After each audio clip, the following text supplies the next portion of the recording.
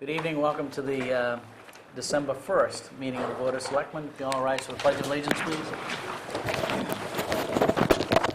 Pledge allegiance to the flag of the United States of America and to the republic for which stands one nation, under God, indivisible, with liberty and justice for all.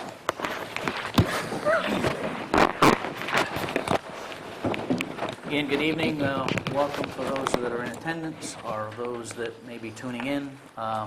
We do have with us tonight Sean McGraw, who is an instructor with RSU 57 in the Adult Ed department and has his civics class with him tonight. So we welcome them and hope you can pick up something from what we do here in the town government part of the business.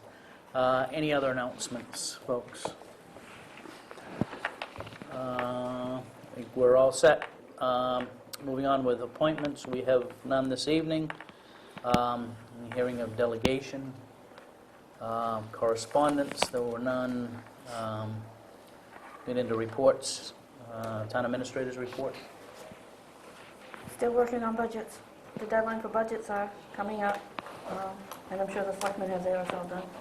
Yeah. I've got mine down. I don't know. Yeah. Sure. We received today from the Regional School Unit 57 of the district budget planning and information forms for the 2010-2011 budget. There's 5 scheduled. They're all from 6:30 to 8:30 p.m. One's on December 3rd at middle school, December 14th at Alfred Elementary, December 15th at Line Elementary, the 17th at Shapley Memorial, and December 21st at Lyman Elementary. This is forms not to discuss the impact of reduced state aid on the 2009-2010 school year budget, but to discuss the development of a budget for the 2010-2011 school year. And it's open for parents, community, select persons, and staff. Okay. Anything else, Nance? That's it. And the other thing you have on that, the other 2 things you have further on in the agenda. Okay. Selectmen's report. Anybody get anything to report out? This is going very quickly. Any committee reports tonight? All right. Under new business, we have a request that's been submitted for a street light, and I believe, do I have Mr. Genron? Is it George Genron? That's correct. You can speak up to the podium there and into the mic. I think we have your request here, but certainly we're willing to listen to your First of all, rationale. I'll let you know that I've been a long-time resident of Waterboro, way back in the 40s. And I've served on committees such as the Zoning Board of Appeals, and I know how it feels facing you. And decisions were just as difficult then as they are today. I recently moved up on Route, I used to live off the Weber Road, and I recently moved into an apartment about a year and a half ago up Route 5 by the Lakeside Church up there, up in that area. It's a very, very dark area. The speed on that particular road, which I've monitored many times, is never followed very truthfully. It's a 50-mile-an-hour zone, and I would dare anybody to hold that speed when the cars are behind you. They pass you on the, if you want to make a right-hand turn into one of those roads up there, they'll pass you on the right. It's a nightmare, and it's a recipe for a disaster. So I took it upon myself to kind of, after seeing one car, I was driving out of my driveway and I saw one car actually miss the road up there trying to get into his road. And then I made a decision that I would approach the town to see what could be done in regards to lighting up that area. There's only one light between the North Waterboro Post Office, way beyond the Lakeside Church going towards Limerick. One light, that's all. It's like driving up there during the nighttime into a corridor. So I took it upon myself, and first of all, I was told that the town does not put lights on state roads.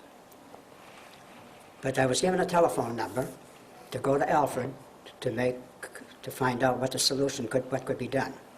So I drove up there to Alfred, and not knowing whereabouts the building was, I finally ended up in the courthouse. Well, there I was search, and I went through the night. I can't believe what I went through, but they finally took all my jewelry off me, and it was unbelievable. And then when I told them what I was looking for, oh, we don't know where that is. It was the Department of Roads, State of Maine Roads, whatever. And I said, I have a telephone number. So there was a young lady there. She says, you know what? She says, I will call that number and find out where it is. So we found out where it was. It's up on the Forest Road in Alfred beyond the old prison. It's a green building. I said, okay. So I drove up there and went on and on and on. And finally, I found the building. And I drove in there. It was a big parking lot for trucks and snowplows and no office building whatsoever. So I was just about ready to leave when two gentlemen walked out of one of the buildings. And I informed them of what I was looking for. Oh, he said, you're at the wrong place. I said, what? He says, you got to go to Scarborough. I said, is that right? Yeah, so they gave me a telephone number of Scarborough. And the gentleman's name was Mr. Brian Keyser. And he's in charge of all the roads, York County and Cumberland County, for the traffic end of it. So I called him, and I was able to talk with him and informed him of our situation. He says, we do not put lights on state roads. He says, it's up to the town to light up properly areas for the safety of its citizens. So here I am here today. Now, that section that we are in, there are 4 outlets on both sides within probably, I would say, I don't know, 1,000 feet, whatever, right, about 500 feet, I would say, or better. And there is absolutely no lighting there. And in order for us to, I went even called the Central Maine to find out how costly it would be to put a light there. And it's very, very minimum, believe me, it's very minimum. But at my age, I would have had to take a 15-year contract, which would have made me 101, so they refused me. So I did a little bit more checking, but Foster Street up there, which is plunk in the middle of this particular area that we're in, is a town road. And there are 2 telephone poles, one on each side of that road on that corner, where a street light could be erected. Perfect for the area. And even with Lakeside Church up there, where they have many evening meetings up there, it would be beneficial to all the people. And I checked on that townhouse road to see how deep it went. It goes pretty far. And there are a lot of people that live on that road, on the Forest Road up there. And so I'm here to kind of enlighten you of the situation up there. It's dangerous. And something's going to happen one of these days if the lighting isn't there.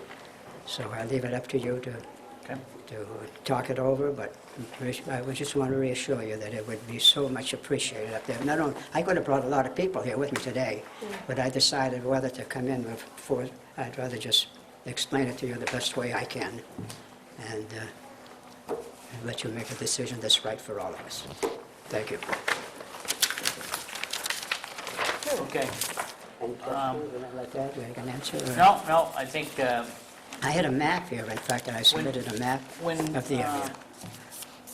have you been provided, there is a town street light ordinance in this town of how and what the criteria is for putting up a street light, or at least Right. Adding that to the street lights that. But I know it wasn't too costly for an individual, so I would assume as a town requirement, it would be even less money. The process, and this is not the first time that a request has been made for that area. Yeah. I think there are some issues of whether or not Foster Lane or Foster Road, to the best of my knowledge, is not a town Yeah. road. But the fortunate part about it is that those poles are already erected right Right. there. No, I There's one understand on each side of the road. I mean, it's not as if you have to put a special pole or anything like that. They're already there. And I think if we go through some of the background data here, we'll see that, 2 years ago in September, there was a request that came before the board, and I think that was specific to the corner of Route 5 and Foster Lane. Lane. And that request was denied based on the fact that it did not meet the criteria set forth in the ordinance, which is that it has to be a town road and a Right. state or a state aid road and a state highway. So but where that town road is, it's, like I say, plump in the middle on both sides, it's Yeah, right the idea. issue is that road is not a town road. Yeah. Foster Road is not a town road. As I was It's not told an it official was. town road. It's got a stop sign there and It's everything. but it's a private lane. Is that right? I think the decision, looking back into the, kind of the minutes, we did recommend at that time to go to the Public Safety Committee to say, is there, to review it. Unfortunately, the Public Safety Committee is now a thing of the past. So I guess the question is that, is there, But it is an awful fast road up there, especially at nighttime. we've been, the ordinance dates back to '92. 92, right. So it has been many, many years since we instituted the ordinance, and it did go through town meeting. I think, if whether we go up there, or if we have the fire chief go up there and take a look at it, we need to compare it to all other areas of road that might be ill-lighted and might possibly have some dangers attached to it, and determine whether this stands out as being more dangerous, significantly so, that we bypass the ordinance in order to light it. But I think it really needs to meet the criteria of being dangerous to the point where it's not like other unlit parts of the road around town. So we don't want to put a light out in one particular area and find out that there's a need for 40 other lights out there for similar areas. Well, I guess to that point, John, you're absolutely right. We probably need to look at, I'm not sure that the board has the authority to overstep the ordinance anyway. So the ordinance would have to be somewhat amended, right, to allow... Yeah, unless, I don't know if there's a safety override, but anyway. But I think that would have to be noted, that in order for me to be interested in putting a light there and looking and possibly changing the ordinance, that we're not just going into one area that looks like it could use a street light, and realize that we got a whole bunch of areas that meet that same criteria. So the reason, especially at nighttime, is when you're going to have to make, say, a right-hand turn into your particular road or left-hand turn, it's very difficult when you have a lot of cars behind you or cars approaching you. And it's very difficult to really make an entryway. I would say one thing, that if it were an emergency call, they'd have a tough time finding the area. Believe me, as far as an ambulance or even a fire truck, they would have a hard time if they had a 911 call up in that area. You have to drive it up at nighttime to really, really, really see the existing problem. It's just, it's bad. For me to be here and putting up with it takes, I'm not really what you call a complaint or anything like that, it took a lot out of me just to come here. Mhm. But I think it's really necessary, not only for myself, but for all the other people up there. Thank you. Thank you, Joe. So I think we have a request from George. We have all of the recommendation from the administrator. What is your, not that we have an action to take here, but we should, in my mind, either move forward with it or say that we're going to drop back and do something else. I think we owe Mr. Gendron the courtesy of seeing you, checking out the area, and I think, again, we may be right where we were 2 years ago, but the request is there, and rather than, I'd like to table this until we've had someone or ourselves go up and take a look at it.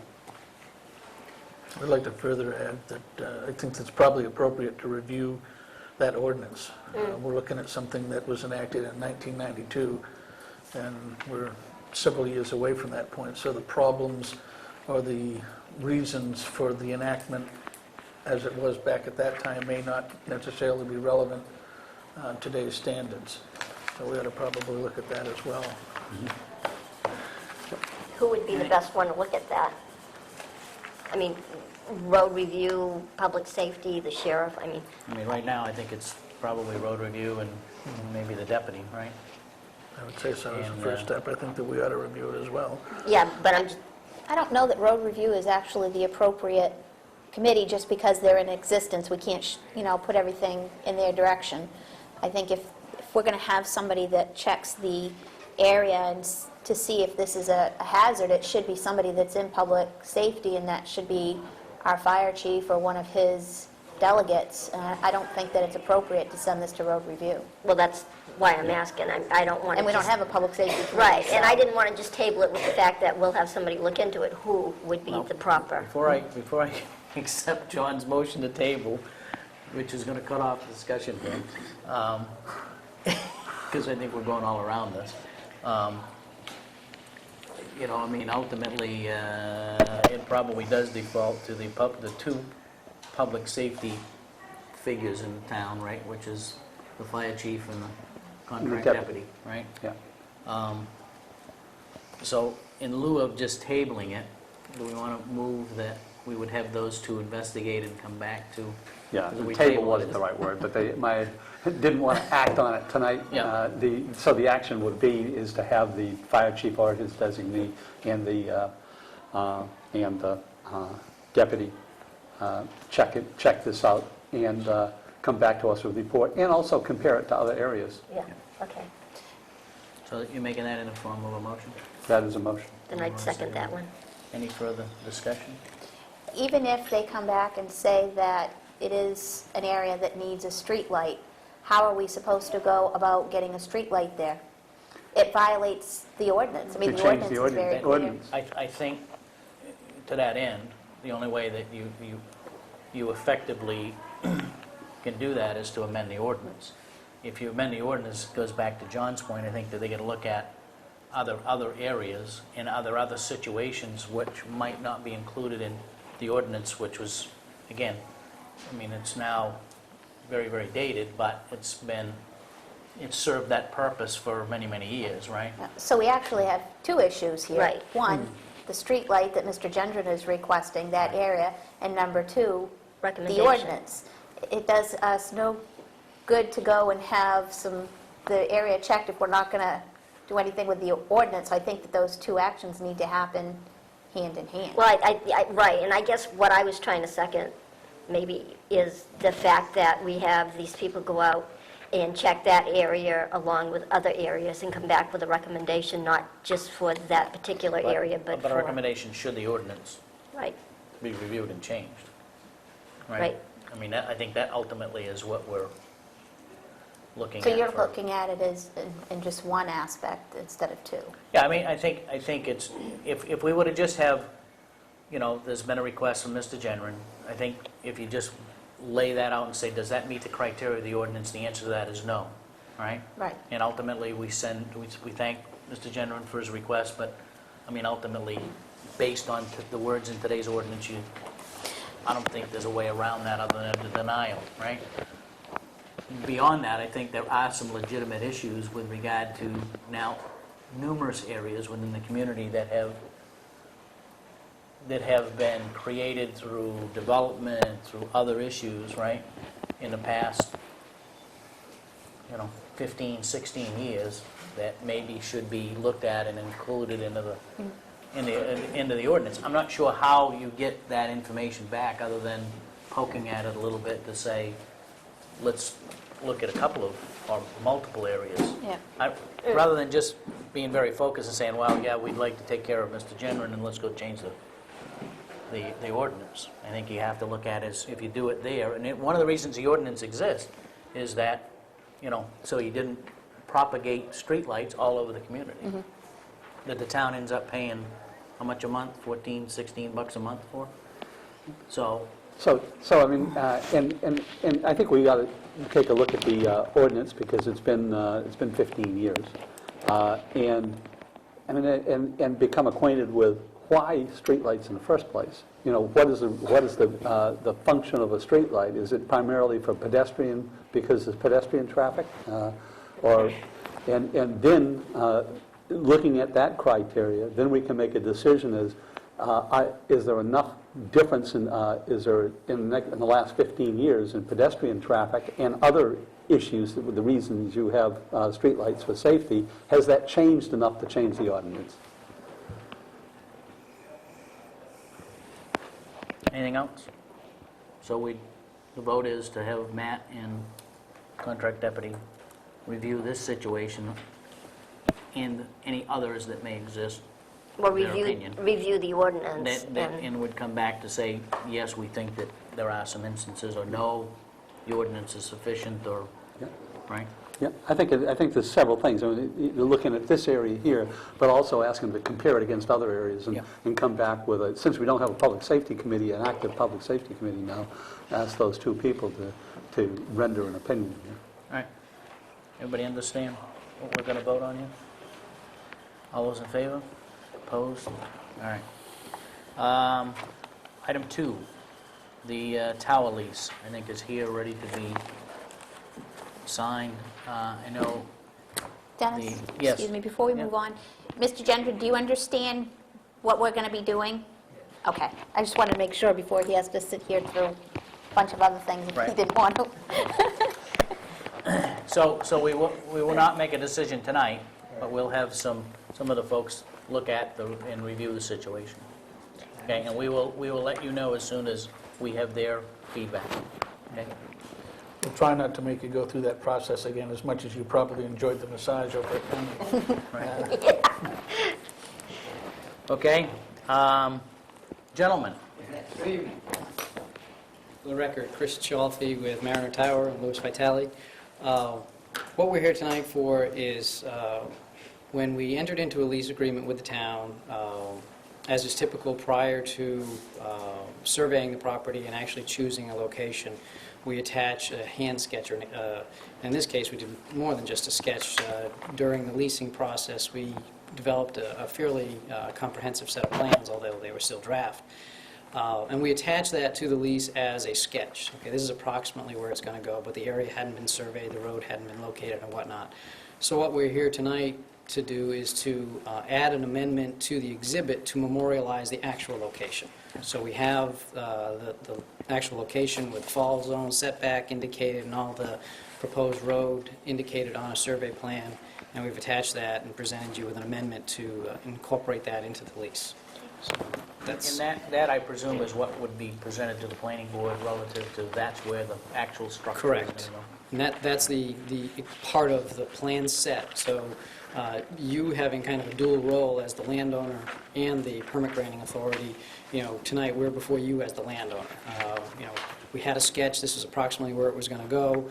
We've surveyed it, we've laid it out, we've made sure it meets the setback and fall zone requirements.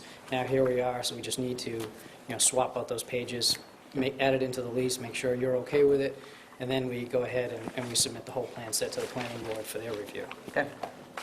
We've got some Do you need the graphic, chart here? we've got some graphic depictions If you here. like, we included in your package the little one, and we have some visitors here, we have cameras, so where would you, I have an easel, where would you like me to put Put this? it right up here next to the flag. Yeah, it's on that easel is probably more. Digital format? I don't get that, you do? John, I have one. I think you're right. I don't- Out of You don't have that in digital format on a thumb drive, do you, by any chance? is that part of the, As a matter of fact, Dave, is this something you can help us with? No, I don't do that a lot, do I? You don't do that, that's pretty good.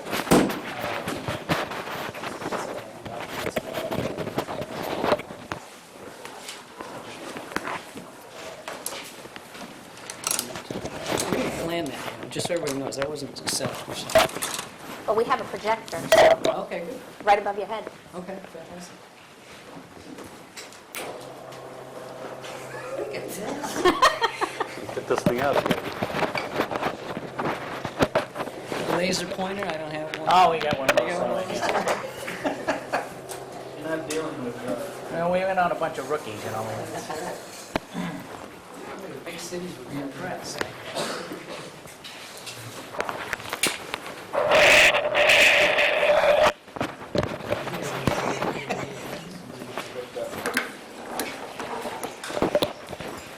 So actually, you get as the landlord, you get first shot at, you get a review of the plans. We'll just walk you quickly through the plan set to show you what they are. And Because we didn't get a copy. in the, you didn't get the proposed First Amendment? No. I have copies, Chris. I can Oh, get it to okay. you. I thought that was sent to you. My bad. I'm thinking, I think I'm missing something. Yeah, so I had it.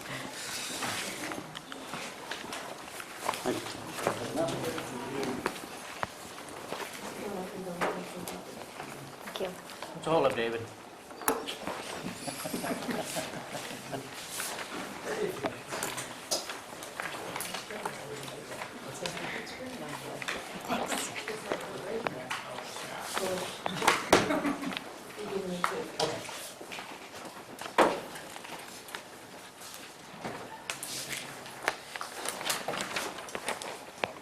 I don't have to have my RF badge on or anything, right?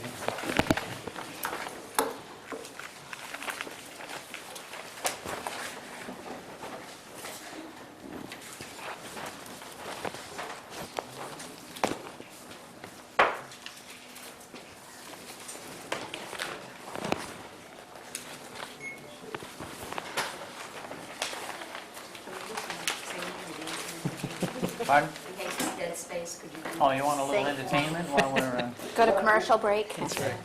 What I also have is the original Exhibit A. Oh, good, that's what I was Okay. looking for. Which you've already signed off on.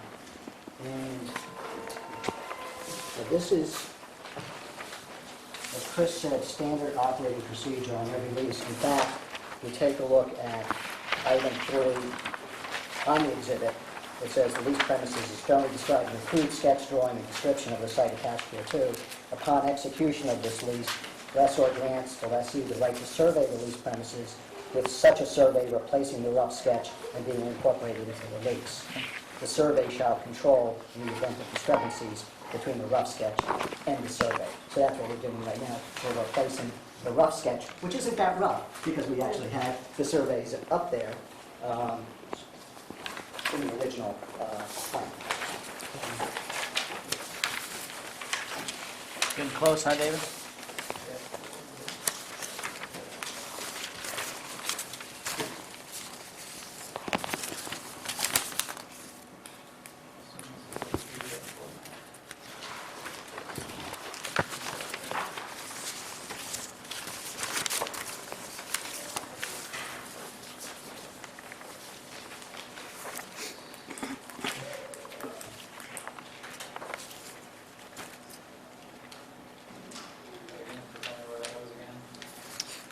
Should be a file of documents, and documents that should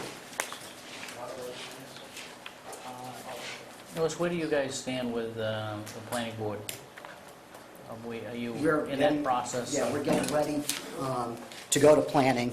Okay. And one of the things we just want to tighten up is here.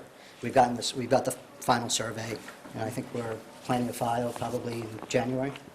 Maybe before that, depending on the holidays, and if we can get everything set, so either file this month or early January, and I don't know what their agendas look like, so hopefully we're on in January, or at the very latest, would be on a February agenda, which would be, great timing, and then we could, go through the process if there's questions, a little back and forth, and be ready come springtime, when things dry out, and we could get right in there. So look forward to it. Typically, when you break ground, how long before the tower is up and operating? Ballpark, 8 weeks. Really? Yeah. Yeah, I mean, prior, almost either before or at the same time we break ground, we're ordering tower steel. So there's approximately a 5-week delivery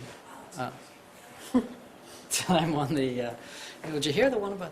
But there's about a 5-week delivery time on the tower steel. So by the time, we get the road improved, we get the foundation in and cured, and we've actually met with CMP and talked to them about bringing power all the way down McLucas and then up the old mountain road, so it's going to be quite a run Which end of McLucas are you coming off of? this side.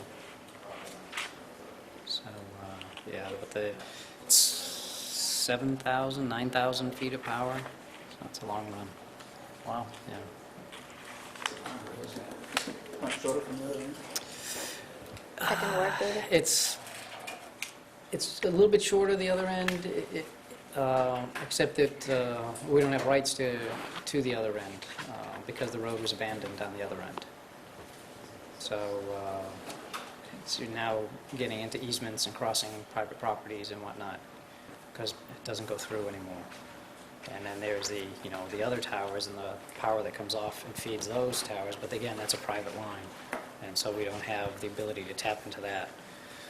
So if you can show us a shorter way, we'd sure appreciate it, but it's a long haul.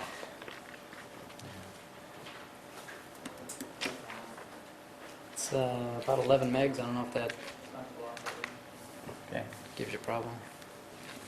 Well, it was a good attempt at it, huh? There we go. That's no source computer. No. No.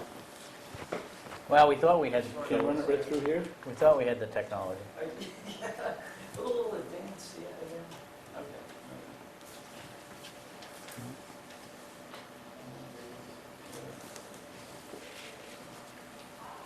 There we go. Hey, we go. look at that. We have the technology.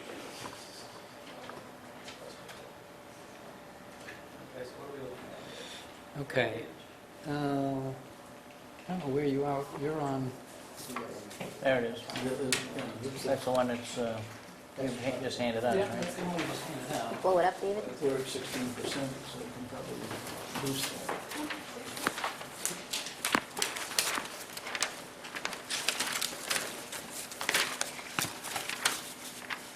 That's C101? Yeah. I don't know if you can boost that at all. Well, basically, so this is approximately where the tower's going to go. It's a 180-foot tall tower. This line here shows that it's approximately 190 feet, not approximately, it's 190 feet from the property line. There was discussion of tower zone, or fall zone, there we go, There you that's go. looking better. So here's the approximate tower location. Obviously, the other sheets will show you topography and more elevation detail. These are the coordinates to indicate the exact location. 180-foot tower, 190 feet away. Again, if the structure were to fail, some catastrophic event, the odds of it falling like a tree are very remote. If anything, it would collapse upon itself. But given the fact that it could theoretically happen, even if it did fall like a tree this way, even though it's a wooded parcel and there's no homes or anything nearby, it technically would still fall on the leased premises, on the town's property, so it wouldn't fall off the property. So we've complied with that. Moving it further down, and you'll see in the topography, you're kind of chasing the hill, and you start losing ground elevation, which would then, to get the height that we're asking for AT&T, we then have to start asking for a taller and taller tower. So you trade one, you have a little bit higher ground elevation, a little bit shorter tower, or shorter ground and taller tower, so it's a little bit of a balance. So at this location, we were able to accommodate our needs, accommodate AT&T's needs, and accommodate your bylaw. So that's the actual location. Here are the coordinates. There's one of the other pages show the Yeah. topographic. If you go to sheet 102 and 103, it shows how the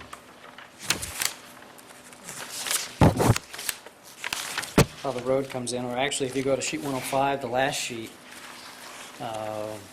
that's kind of an overall. That'll give you a better indication. Oh, yeah. Coming right up the road, man.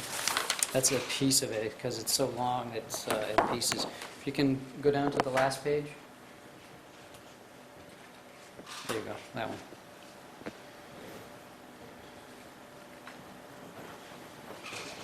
That one, yep.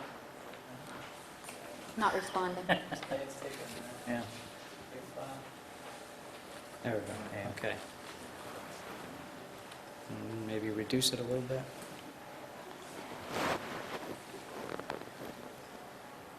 Okay. All right, it gives you the idea. So what we're doing is kind of hug the property line, so we don't have to use up more property than we need to.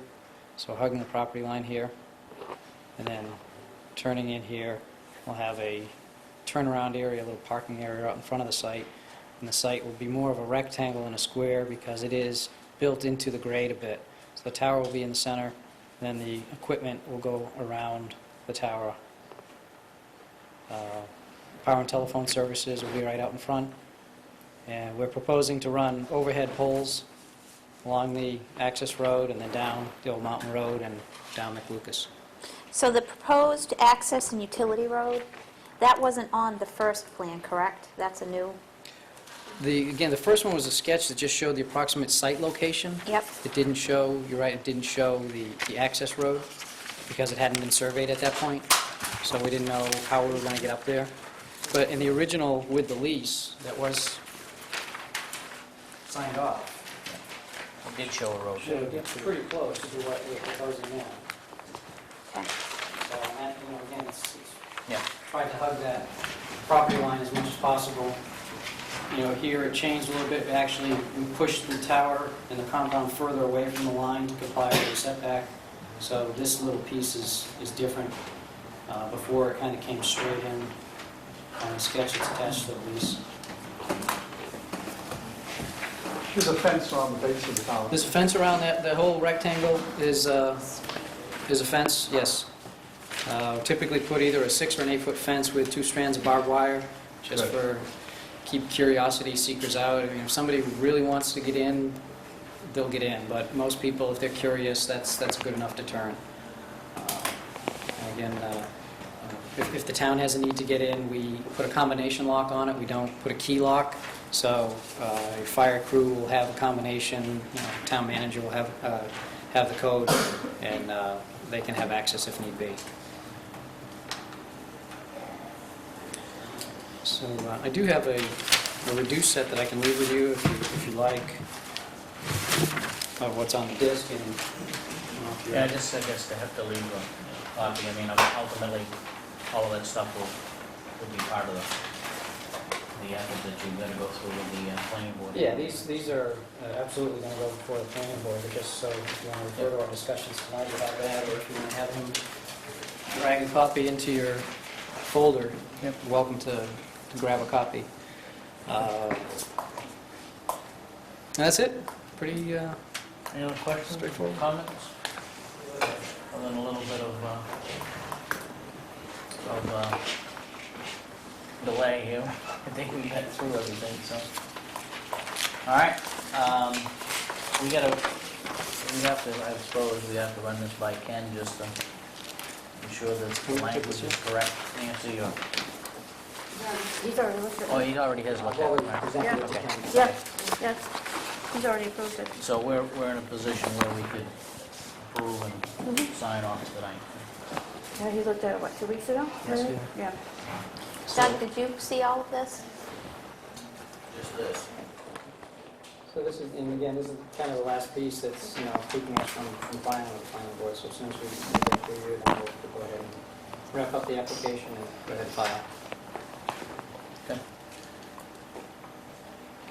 So what's your pleasure? I make a motion that we accept this plan as revised, on what they presented this evening. So the First Amendment to the communication site Yes, lease. so that they can move forward to the planning board. Second. Any discussion? How much further,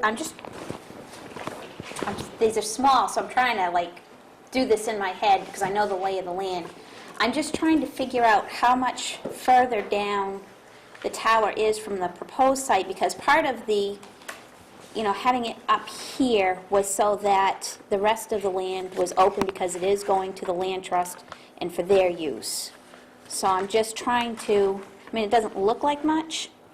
Well, But I'm just trying to figure out- If you look at the corner, Yeah, it's virtually the same location. What it's done is it's pushed it further north to get it further away from that property line as To meet was the kind of fall requested. zone. If you look at the dotted line on the left-hand side of the page, Yep, that's there. right there. So they're very, it's very close, and again, that was kind of a sketch, but Okay.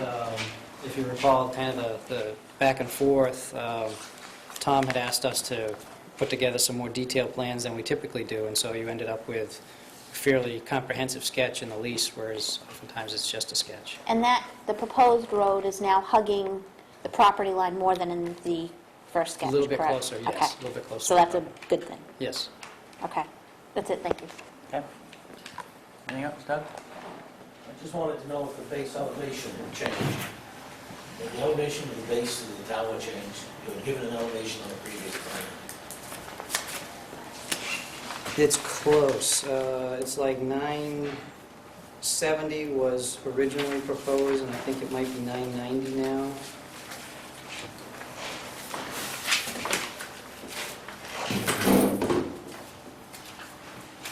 Nine 957 is what's currently proposed, and from the sketch that was, Maybe so, behind you. So about 980, yeah, 970. it was like on 970, so it was actually on lower. that It's gone lower. Yeah, so we're lower. Actually, So does that mean the tower goes up 20 feet? No, when we changed and finalized the location, I confirmed with AT&T that this location was still acceptable to them, and they have approved it.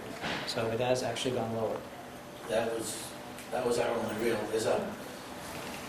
from the elevation up there is a pretty abrupt place in the ground, and we kind of hoped that the fence and the tower base would stay below that, because if you're up on top of it, you actually should only see the tower. You shouldn't see the structure. Right. That's right. The infrastructure area, because from the top of the ground, your eyesight with the trees is going to look right over it. You're not going to actually see the fence if it's below that elevation you had. If you see something lower, it's a little bit better from our point of view. Yep.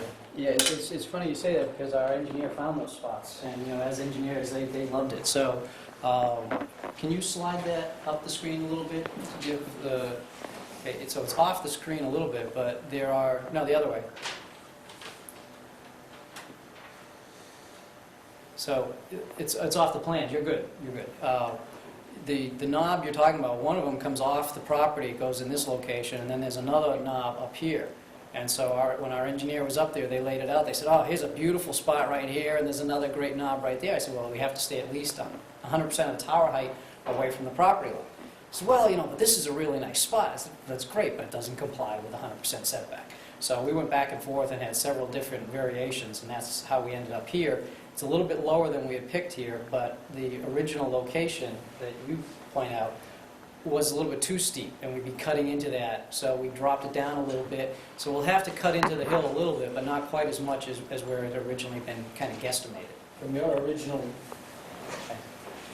location, you'd actually had to go up about 10 or 12 feet to find a level spot. That's right. And in the meeting we had before, that was our only concern, was that they went down rather than going up just for a viewpoint. Right. It was only for view.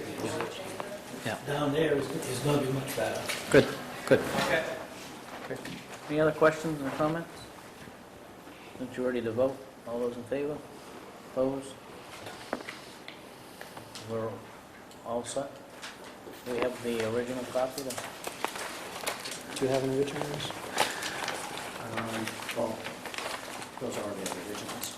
Okay, yeah, any one of those could be an original. Okay. Yeah, if you can just sign at least Well, I two just copies of scribbled those. on mine, so somebody has a It clean has to be one. notarized.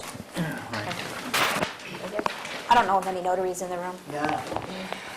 So we'll move, while I scribble on this, I'll move on to discuss, vote to adopt the emergency plan, if someone would. So moved. Second? All those in favor? Opposed? All right. Discuss, vote to establish public hearing for the emergency ordinance. One of the things that came out of our workshop the other evening was with Pam and Bob Pam. Bowman and the board, was an ordinance, kind of a you will, a pecking order, or whatever the case may be, of how we launch through when an emergency is declared. And was something that was put together, and I think it's been, might have been proposed to previous boards or whatever the case may be, but what we would like to do is to get that out in a public hearing conducted on it the way that is currently structured, so that we can move forward with at least putting some teeth around the emergency plan that has been presented. That's Yeah, loud. I mean, this is really like a federal template, you know, so it, just for people's information, it really, with the people who are specific individuals who are kind of plugged into the scheme that goes, I think, probably to almost every community in the country. So the real question is this something we want to take to a public hearing prior to the holidays or after the holidays? Let's get it out of the way. I agree.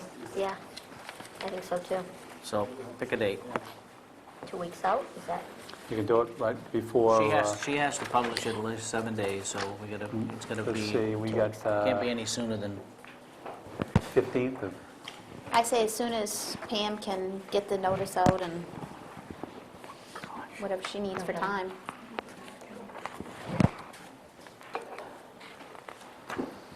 that would put us at 15th. It's December. Yeah. I'm looking at December, 15th. Today's the first. These all have little calendars over in the corner that show next month. So it would be the 15th. Pam, if we set up a public hearing for the 15th? Yep. You have time to post that and all that? Okay. So is everybody all set with that? I'm not sure we need a vote. We'll set it for... I'd like to, is this something that to authorize Nancy to enter into contract with Berube Builders? Is that appropriate? Yeah, to we need put that that. on to item It's probably old 5? business. It really is old business, though, but, so if you want to just bring up that we need to put that on. Okay, then I'll put it, move to amend old business to item 3, to authorize Nancy to sign the contract with Norman Berube Builders, Inc. Second. All right, moved and seconded to add item 3 under old business, which is the authorization of the town administrator to sign the agreement with Berube Builders. All those in favor of adding that to the agenda? Opposed? Thank you, gentlemen. Thank you. Night. All right, discuss committee involvement actions, kind of just outline a quick note to the committee members. I would offer that up as a rough draft if anybody would like to add, take away, or put something to it. We have a council meeting scheduled for next week. Kind of refer it in this draft note to like some feedback from the committees, but not sure that we want to go forward with the council meeting and then announce what we're going to do at the council meeting and go from there. So, any recommendations or...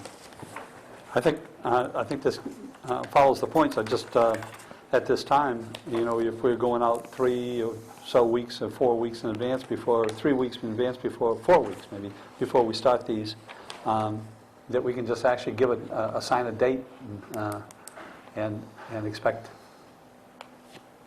that people would be able to make it. If you start asking people when they can, we're going to be forever putting this thing together. Yeah. You know, I think we just, here's the date, and if sometimes it may come about that one committee switches with another one. Yep. But there's so many, I mean, with the committees, there's enough people on each committee that there shouldn't be a lot of swapping around of dates. I think you're just going to confuse the issue. If the chair can't make it, then they should have a delegate that can come in and speak on their behalf. So I don't think we really need to even get into that. It's just going to confuse the issue. Yep. So I think, second page, we'll just change any of the feedback. We'll present this next Tuesday night at the, and go from there. Yep, But I maybe would- have I think some it- I dates. think it is appropriate we at least get a memo out to everyone, and we'll just say it will be discussed further at Tuesday night's council meeting, and we'll start to plug some dates into the schedule here. So we can send out this memo right here? Yeah, I think we pull the actual launch, and we start in January with the committees, right? So we do 3 a month for at least the foreseeable future. Yep. And leave the 4th week as we had discussed last week. So let me clean that up, and I'll have Pam send it out in a memo form to all the committees. Okay? There were some other actions that we were going to discuss. So I just plugged this on here as a placekeeper, but from our workshop the other night, relative to training and other issues that kind of centered around our foot. So we can further discuss those, or do you want to go back and at least get this launched and get it going? I think get this going and then, Okay, all right.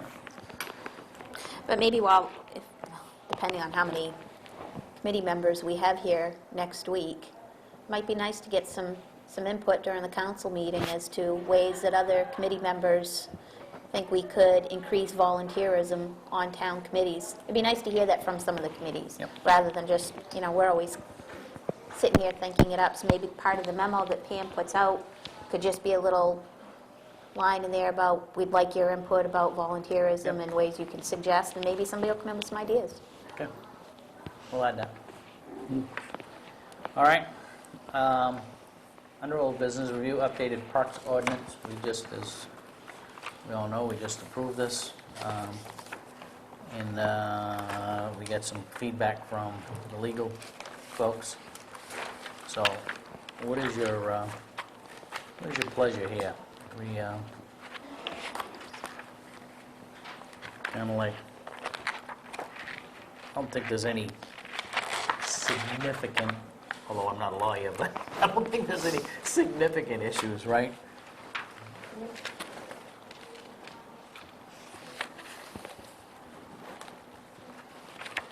I mean, ultimately, I guess we need to digest this a bit and go on, right?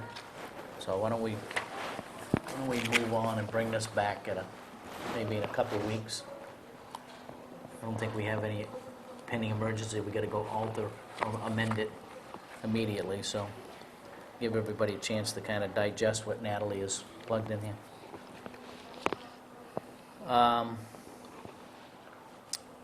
Item 3, Berube Builders. I will move that we authorize Nancy to sign the contract as presented by Attorney Cole with Berube Builders, Inc. Second. Any discussion? All those in favor? So Nancy will execute that agreement. Other items, warrants and bills for payroll. So moved. Second. All those in favor? Discuss, vote, and sign minutes of 11:24. So moved. Moved by John. Second? Second. Second by Tammy Jo. Any discussion? All those in favor? We have a civics class here tonight. We got to make sure that we don't. If you delay the second, then you can Yeah. watch the chair sweat. Yeah, she's looking for who did the second. Pending decisions, we had the personnel policy still kind of hanging out there. I think the committee involvement, we're at least moving forward with the email consolidation proposal. I think there's We have that. a first cut here, or a first opportunity to look at here. Can we have that on the agenda for next week?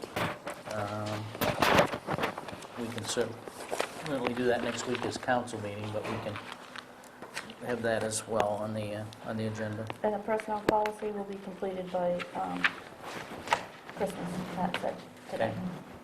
So it's with Pat now? Yeah, it's been in there for a few weeks. She said she'll have it done by Christmas. And training proposal. I have a department head meeting Thursday. We'll go over it again. We're still waiting for the report from when the Department of Labor did their Okay. inspection for us, and we haven't received anything from her yet. All right, the The pre-inspection Mhm. inspection. Yep. All right. Because she mentioned, 3 or 4 things, so. Okay, I think we've covered most everything there. The week's action list? Under pending decisions, we should probably put the Parks Ordinance back on Yeah, I there, seeing guess as we are going to have to that take does some have action on that. That does have a spot there now, right? And the street light on Cody Lane, Route 5. Yep. If the Parks Ordinance require another public hearing? Yes. Change it. If we change it. We change the wording. Action items, I've got just, we need to get a note out to both contract deputy and the chief relative to the streetlight issue. Another issue that Nancy brought up is the selectmen's budget. We need to set an example, folks. So we probably ought to have a workshop and put, Yep. The 17th is when they're due? Something is the 17th, I'm trying to remember. Yeah, Which is Friday. yeah, it's a Friday, whatever that. Maybe next week we can have a 18th. workshop. Yeah, I mean, we can do that after the council meeting if you want. I Yeah. think we'll have a limited agenda, so. Which is, speaking of, what do you want on next week's agenda other than we've discussed here tonight? I'll send the forms out to you guys, Okay, I'd like us to discuss having a workshop to discuss tree growth issues. what issues? Tree growth. Oh, yeah. so it would be a selectmen's workshop with an individual that has... Yes, with an individual who has concerns about assessments having to do with the tree growth ordinance.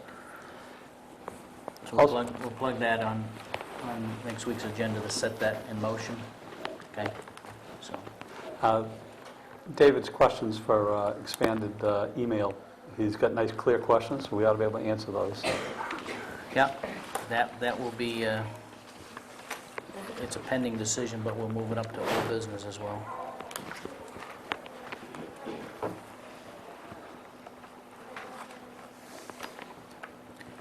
Anything else? Want to welcome, or thank the class for coming, and Sean and your group.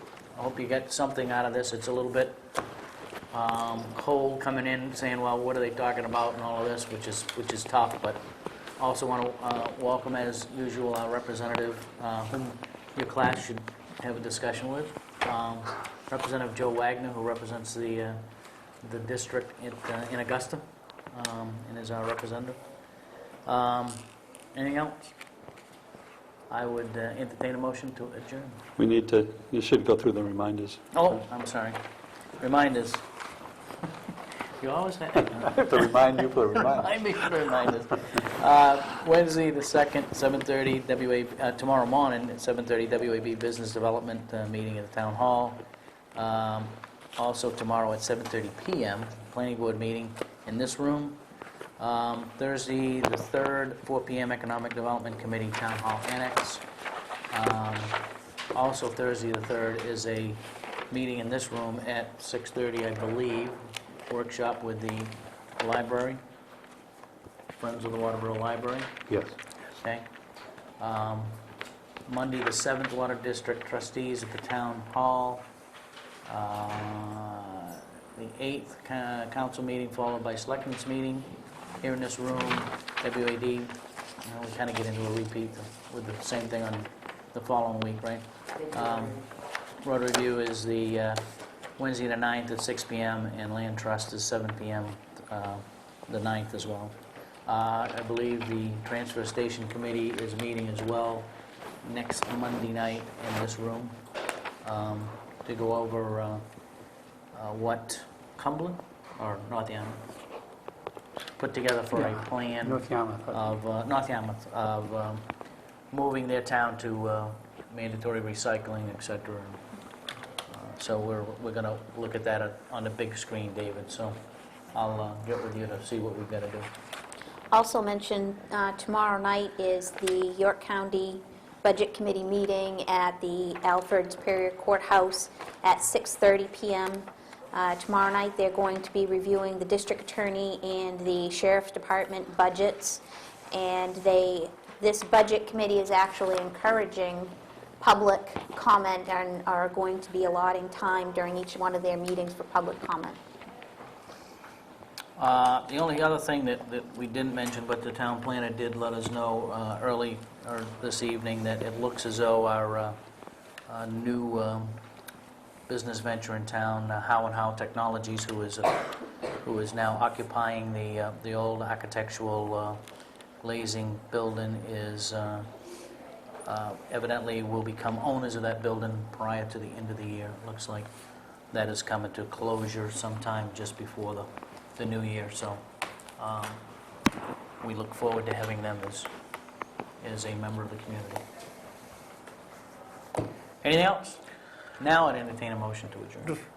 Well, you said anything else, and you moved on so quickly that for those people watching and those people in the audience, if they're in need of a Christmas wreath, the Waterboro Girl Scouts Troop 1444 is selling wreaths, and if you'd like one, just email me at town email address, and I'll see that that's forwarded to the Girl Scout troop leaders, and somebody will be in touch with you.